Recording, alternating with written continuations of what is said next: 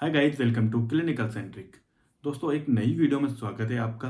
और आज हम एक और केस स्टडी के बारे में बात करने वाले हैं, जिसमें हम बात करेंगे एक मरीज को दस्त है उसका क्या इलाज करें, कैसे डायग्नोसिस करें। तो मान लीजिए आपके पास कोई मरीज आता है 25 से 30 साल की उम्र का, और वो शिकायत करता है कि मेरे अचानक से दस्त लग गए हैं और लिक्विड आ रहा है दस्त के साथ, लेकिन पूरी तरह लिक्विड नहीं आ रहा है।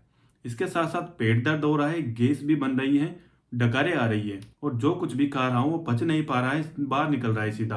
यानी मुझे कमजोरी फील हो रही है। इसके अलावा पिछले 6-7 घंटे में वो 5 से 6 बार दस्त भी जा चुका है। और जब हम फिजिकल एग्जामिनेशन करते हैं उस मरीज का, तो उसका टेम्परेचर भी बढ़ा हुआ आता है। यानी वो शिकायत करता है कि मुझे बुखार भी हो रही है हल्की सी। तो जब हम उससे पूछेंगे कि आपने कल क्या खाया था, या आपने कुछ ऐसी चीज़ें खाई थी जो आपको सूट नहीं करती हो, तो उसने बताया कि मैंने कल सड़क किनारे स्टॉल पर फ्राइड स्नैक्स खाए थे, या पानी पूरी, ऐसे कुछ भी बता सकता है जो कंटामिनेटेड चीज़ है। अगर ऐसी चीज़ बताता है तो हम समझ जाते हैं कि कंटामिनेशन की वजह से ही इसे ये प्रॉब्लम हुई है। और जब इस मरीज का फिजिकल एग्जामिनेशन किया जाता है तो हम पाते हैं कि इसका हल्का सा टेम्परेचर बढ़ा हुआ आ रहा है, लेकिन पेट में कोई दिक्कत नहीं है। साथ में इसको डिहाइड्रेशन भी नहीं है।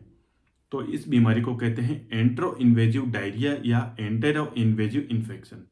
अब सवाल ये आता है कि हमें इसे क्या दवाएं देनी चाहिए।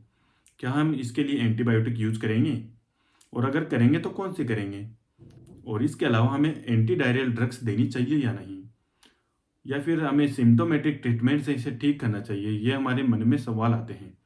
तो सबसे पहली बात तो यह है कि जब उसे डिहाइड्रेशन नहीं है तो उसे आईवी ड्रिप या रिहाइड्रेशन थेरेपी की कोई ज़रूरत नहीं है। उसे सिर्फ सिंपल पानी दिया जा सकता है या ओआरएस पिला सकते हैं। इससे हम उसका डिहाइड्रेशन दूर कर सकते हैं, यानी जो हल्का फुल्का डिहाइड्रेशन होगा वो ठीक हो जाएगा। और बात करें हैं कि मरीज को हल्का फुल्का बुखार भी है, यानी कि शरीर में इन्फेक्शन है, उसकी वजह से ही हल्का फुल्का माइल्ड फीवर है उसे। तो इन्फेक्शन को ठीक करने के लिए हम एंटीबायोटिक्स दवाएं देते हैं।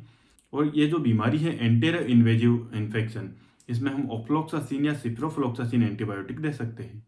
और रही बात डायरिया की, तो हमें एंटी डायरियल ड्रग्स नहीं देनी है, क्योंकि जो एंटी डायरियल ड्रग्स होती हैं वो डायरिया को रोक देती हैं।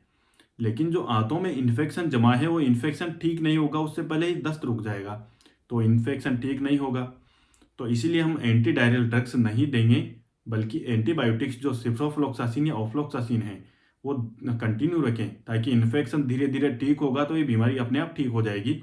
और जो आंतों में जितना भी इन्फेक्शन है वो पूरा फ्लश आउट हो जाएगा।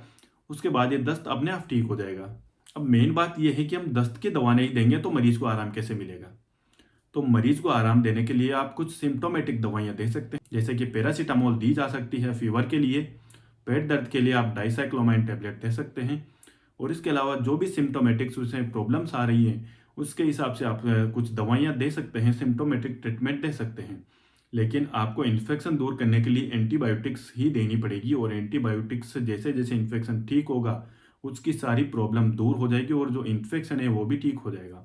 तो अगर आप भी कहीं प्रैक्टिस करते हैं, अगर प्राइवेट प्रैक्टिस करते हैं या क्लिनिक चलाते हैं, तो आपको इन बातों का ध्यान जरूर रखना है। और ऐसे मरीजों को पहचान कैसे करनी है आप इस वीडियो में अच्छे से समझ चुके होंगे।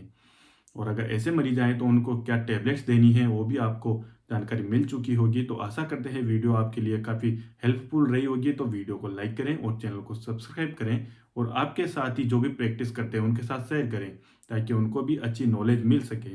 मिलते हैं नेक्स्ट वीडियो में एक और नई केस स्टडी की वीडियो के साथ, या कुछ जानकारी वाली वीडियो के साथ। तब तक के लिए धन्यवाद दोस्तों।